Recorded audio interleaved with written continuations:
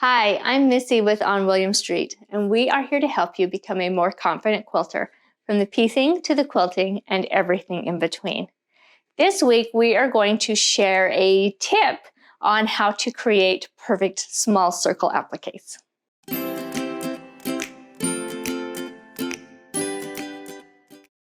So everything that we're talking about today, you can find it in a blog post. So make sure you check out the link below in the video description, and that will take you to our blog. And don't forget, the next time you're ready for your next quilting project, go ahead and check out our store where you'll be able to find lots of modern quilting designs. So this week, we are going to show you how to make perfectly curved circles using the Applipops. So Applipops, they come on a ring. I've already taken a couple of them off and we'll show you, but they have different sizes. So check out their website, find the different sizes. And these are really great to make perfect little circles that you can use in just about any applique design. So to make your Applepop circles, you're going to need 2 of the rings. So the smaller ring is going to be the size of your circle. So if you want a really tiny circle, you're going to use this smallest one and the one that is just bigger than that. So really they all fit right there in together, and that's how you're going to use them to create your circles. So let's go ahead, let's make one of these small circles.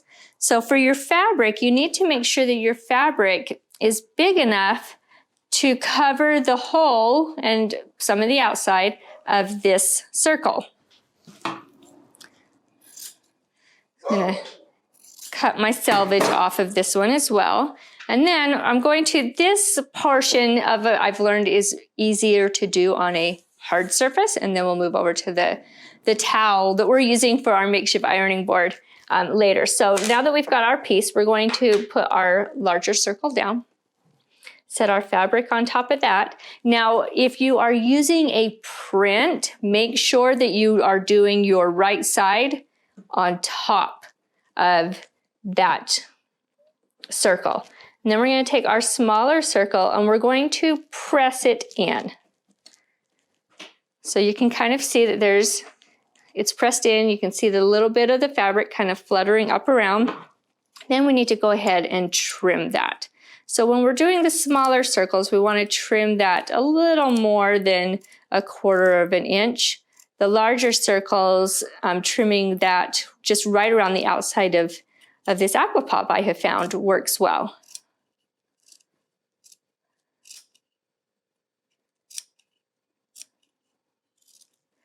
Don't worry about it being perfect. It's all going to be hidden. Then what we're going to do is we're going to take some liquid starch. And this is actually we made up the liquid starch recipe that the Applipops had on their website. So it's a teaspoon of cornstarch mixed in a tablespoon of cold water, and then you add, after you've got all of that mixed together, you add a tablespoon of boiling water, stir it all up, and then a 2nd tablespoon of boiling water, stir it all together, and then let it cool. And it seems to be working really well. So if you can't find liquid starch, go ahead and make up some of your own. Then we want to get that nice and wet. And then we're going to use our fingers to fold that fabric over on top of that small pop.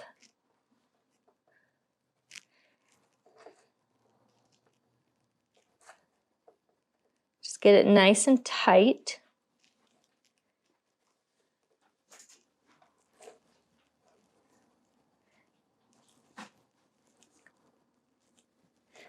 And then we're going to take that over to the iron and iron it flat.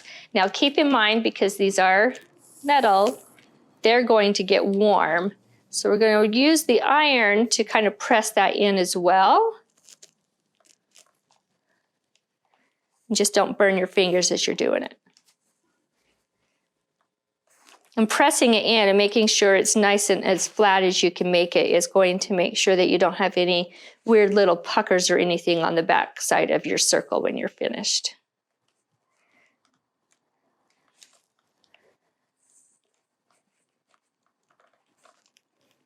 Then press it down really good, all across the top. Got a little section there that's not quite in. And then we're going to flip it over and give it another really good press. Then we're going to go ahead and just leave that there. We're going to let it dry and we can move on and make another one. So for this one, I'm going to pull out the middle sections. We'll make a middle-sized circle. So again, we want to make sure that our fabric is going to be big enough to cover the whole of this circle.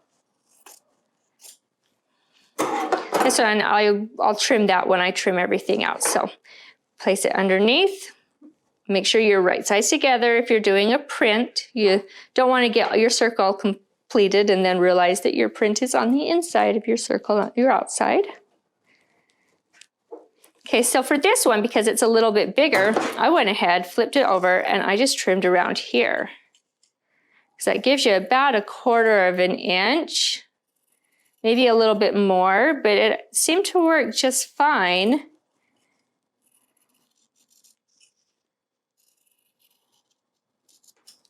And then it's also nice and round. And then again, one thing that we have noticed with this homemade starch is it can't separate. So just mix it back together nicely. Get it coated.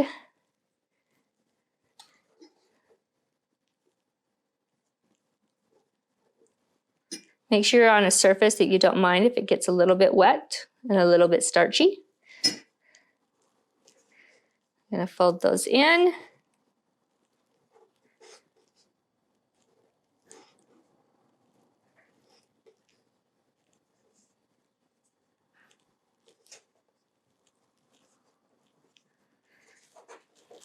Then we'll go ahead and we'll iron them in. As again, we're just going to kind of use that edge of that iron to press it in from all sides.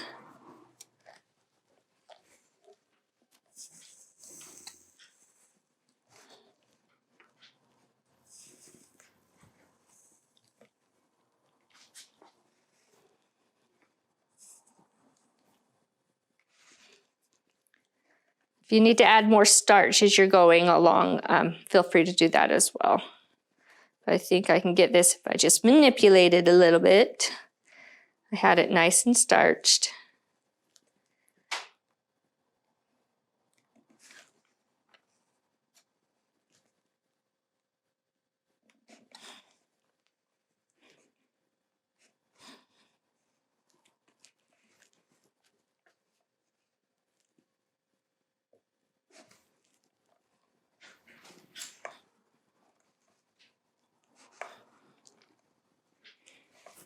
And then give it a really good press over the top and flip it over.